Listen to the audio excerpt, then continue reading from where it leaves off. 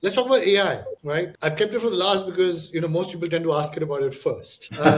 But and I know you'll have a lot to say about it, I'm sure. But let me ask you this question on it, and then you can give me your general sort of summary and thoughts of that domain as well. But there's this whole debate that the future is small, accessible, many drones, smaller systems, not bigger is better. Where do you stand on that debate? In terms of so we can think about AI and then its application into the physical world via Internet of Things and more specifically robotics. As you move more and more towards the physical side, I think we're trending more and more toward the swarming.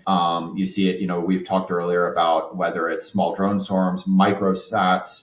If we're looking at what's playing out in the military world, it's, is the value set having one intercontinental ballistic missile or having tens or even hundreds of thousands of drones and small. So we're seeing that. It's the same thing if we're starting to look at, visions, how we apply it to transportation networks and delivery. It's small drone delivery. It's fleets of robotic taxis, et cetera, et cetera. But back to what you referenced earlier, there is not as much, to put this, diversification in the number of players in the economic side. We see in a lot of different areas, it's kind of consolidation, right? It's the story. And even if you are seemingly independent, you're still plugged into some larger economic enterprise that has oligopoly elements to it, maybe even in some cases monopoly elements to it. What do you mean?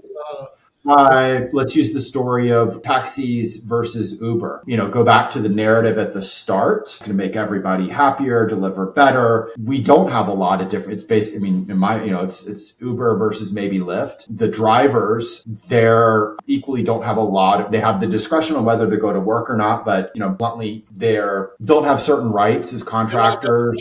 I mean, it's not a monopoly; it's a duopoly. So you're saying in the AI drone What I'm space. getting to is maybe a better way of phrasing it. In so many of these areas, we've reached a point where there may have been a lot of dynamism at the start, but right now, in almost every kind of significant area, there is a literal handful of companies that are dominant players. So we don't have as much competition as maybe we initially were promised. And it's certainly a lot harder for new companies to break through all of that. And that's even been the case in AI, which is, there's a handful of kind of new companies, but it's many of the same players, and or it's the old players' money behind the new, in quotation marks, company. So, you asked me, like, is my vision small and many or big and few? I think it's small and many distribution in terms of the technology side, but in terms of the economic market, it feels at least more right now big and few. So The we'll see lots of larger drones and unmanned systems, and cheaper ones, let's say, but we'll see only a few firms controlling the ecosystem,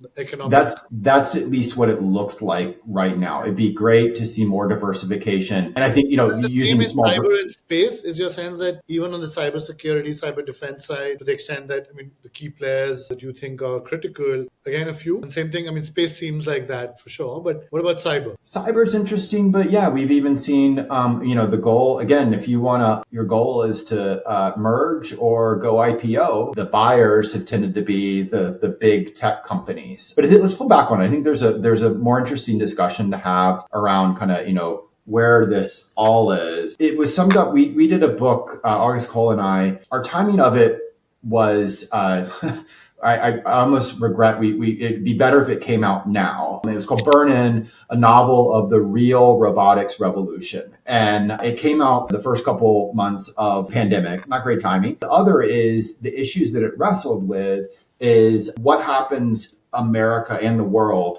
starts to go through a industrial revolution driven by AI and robotics.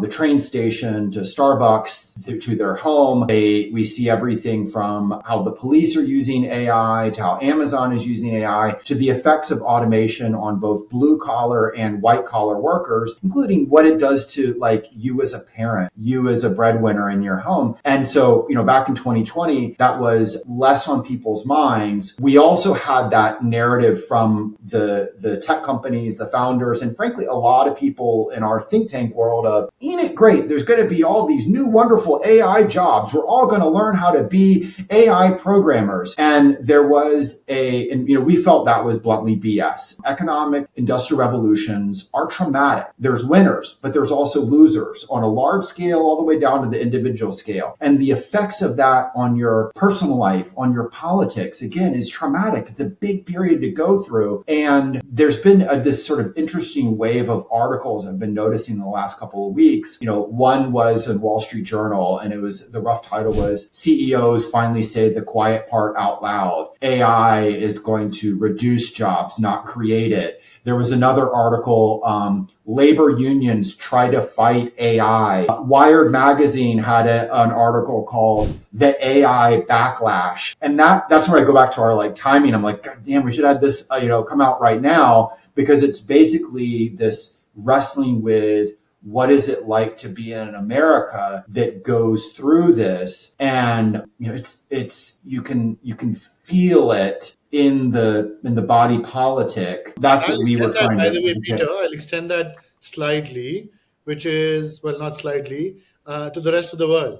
When the rest of the world looks at AI today, it sees only two key players that are really at the cutting edge of it, the US and China, and says, oh, are we going to go through another great divergence again, right? One of the other implications of the Industrial Revolution, one was within societies and within countries, where, as you rightly said, there was a big shift in power, new winners, losers within the nation. But then across nations also, there was a whole new set of nations that become powerful during the Industrial Revolution, a whole set of countries that are still today called developing countries, the third world, blah, blah, that for the next 200 years have remained that, right? Yeah. And so the implication of something like AI, the kind you're describing, will not just be within countries, but also between countries around the world.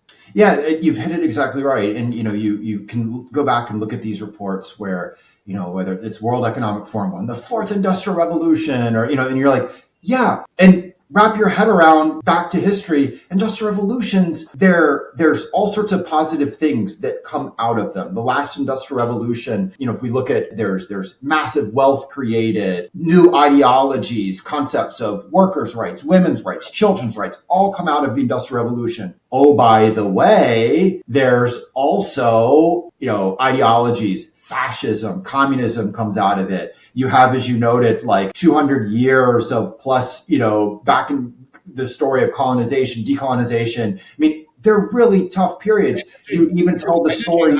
I'd add energy to that list also, right, Peter? Oh my God, That yeah, no one cared 100%. about coal, fossil fuels. It was just a mad rush. 100 years later, you realize, oh no.